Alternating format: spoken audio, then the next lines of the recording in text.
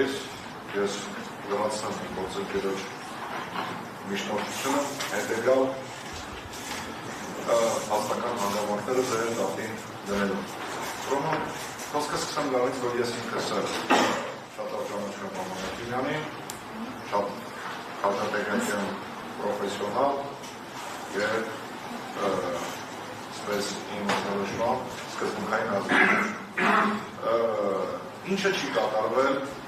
այս դեպքում, ինչի, որովհետեւ այն փաստերը, որոնք ես քրեական գործում կա, որ դրանք հավաքական փուլերում հավաքվում են, ցույց է տալիս, որ հարգելի պարոն Հովհաննիսյանը այս գործով չի գործում ինքնուրույն։ Դատախազության մասին ունենքով, դատախազը պետք է գործի ինքնուրույն եւ ինքնուրույն որոշումներ կայացնի։ Ինչի եմ ես այդպեսի եզրահանգում անում, ես էլի հիմնվելու եմ քրեական գործով հավաքված փաստերի վրա։ Պատվարժան դատող, Հայաստանի Հանրապետության 7-րդ նախագահը այս քրեական գործով ազգային անվտանգության ծառայությունում դեռևս արձակնվել է 2023 թվականի օգոստոսին, այսինքն 2 տարի առաջ։ Այս քրեական գործով հավաքված, այսպես ասած, փաստական տվյալները, որոնք հետագայում պարոն Հովհաննիսյանին հիմք են տվել, որ որպես մեղադիր ներգրավի Սերժ Սարգսյանին եղել են 2023 թվականի օգոստոսի արդեն իսկ կազմավորված, հավաքված, դրված, մենք հետազոտելու ենք այդ ապացույցները, ամսաթվերի վրա ես մեծ ուշադրություն կդարձնեմ։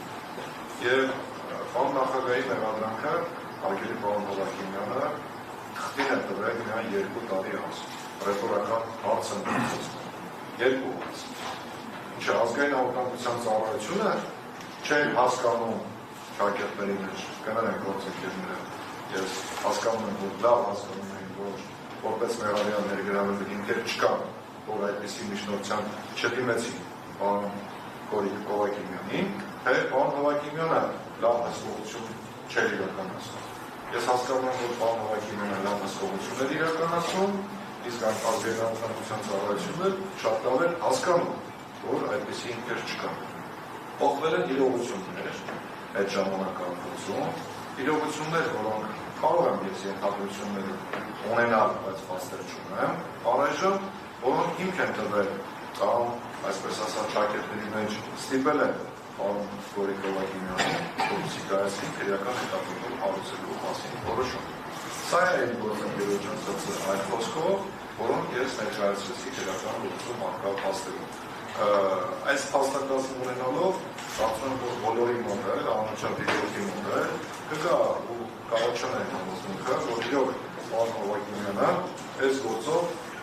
առնվազն կողմնակալ է, առնվազն ինքնուրույն չի, հակառակ պայմաններում այս հարցերի պատասխանները